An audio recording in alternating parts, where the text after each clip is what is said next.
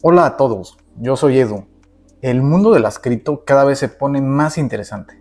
Está por aprobarse la ley de las criptomonedas estables en Estados Unidos, lo cual impulsará de lleno el uso de las criptomonedas a nivel mundial.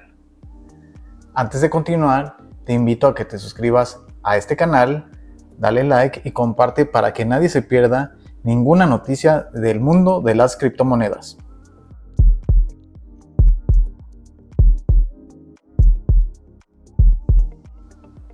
El presidente Trump dice que está trabajando para crear un marco de mercado claro y simple que permitirá a Estados Unidos dominar Bitcoin y las criptomonedas. At the Coinbase State of Crypto Summit, I'm delighted to speak to some of the greatest visionaries and pioneers in the fields of tech and finance who are working to build a future powered by crypto. Many have called me the first crypto president. That's an honor. I really do consider that a very big honor, actually. And starting on day one, we ended the Biden administration's war on crypto. It was an absolute war and very unfair. And we unleashed American innovators to do what you do best, lead the world into new frontiers. We ended Operation Choke Point 2.0. I created the first presidential working group on digital assets. I named a pro-freedom, pro-innovation SEC chair, a great man named Paul Atkins, and we created the U.S. Strategic Bitcoin Reserve and the United States Digital Asset Stockpile. But we are not done yet. My administration is working with Congress to pass the Genius Act, supporting the creation of dollar-backed stablecoins. And we also will be working to create clear and simple market frameworks that will allow America to dominate the future of crypto and Bitcoin. Congratulations to everyone at this exciting time in your industry and in our country's life. I wish you all the best of luck. En otras noticias, el director ejecutivo de Coinbase, Brian Armstrong, dice que Bitcoin podría ser la moneda de reserva del mundo. Money has multiple purposes, right? It's a medium of exchange, which stablecoins is solving beautifully. It's also intended to be a store of value. And right now, democracies around the world are really struggling to get their deficit spending under control. And I think that Bitcoin actually, I guess my crazy little bit out there idea is that I think Bitcoin is going to provide an important check and balance on deficit spending. And if it gets out of control too much, people will flee to it in times of uncertainty.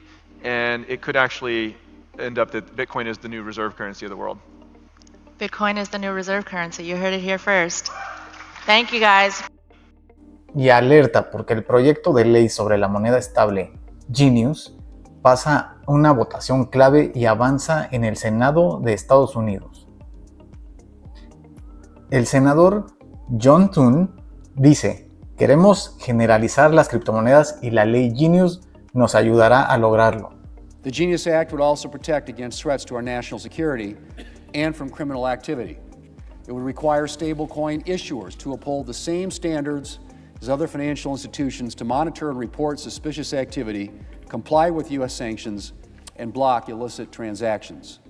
Plus, the vast majority of stablecoins are backed by the U.S. dollar, which means this bill will create demand for the U.S. dollar and U.S. treasuries, something that is good both for our national security and our fiscal house.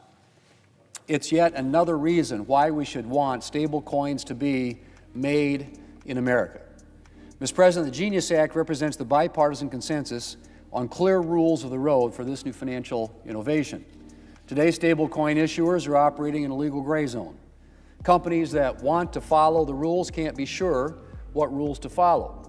And the Biden administration didn't help matters with its numerous lawsuits, which left many U.S.-based companies contemplating moving out of the United States altogether. Mr. President, we want America to lead in financial innovation. We want to bring cryptocurrency into the mainstream, and the Genius Act will help us do that. Mr. President, it's time to pass this bill.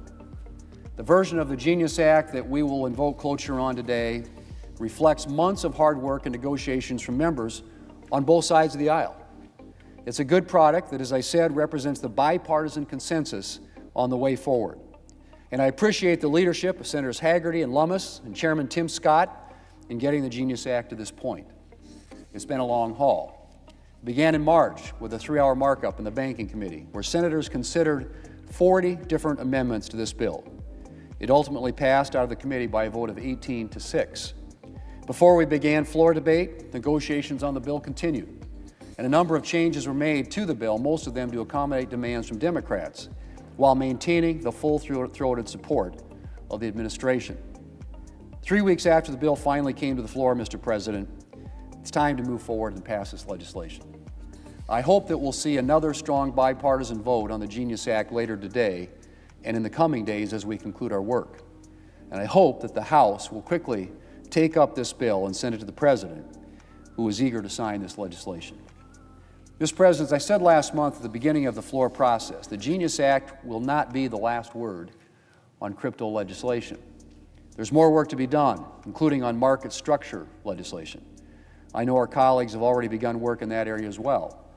This remains a priority for many in our conference, and it is the next logical step in making the United States the crypto capital of the world. And I'm looking forward, Mr. President, to continued progress on bringing cryptocurrency into the mainstream and securing American leadership in financial innovation. Mr. President, digital assets are the future, and we're working to ensure that future is one where America leads. En conclusión, Estados Unidos está por dar inicio a una nueva era en las finanzas digitales. Esto provocará que haya una adopción masiva de Bitcoin y las criptomonedas a nivel mundial.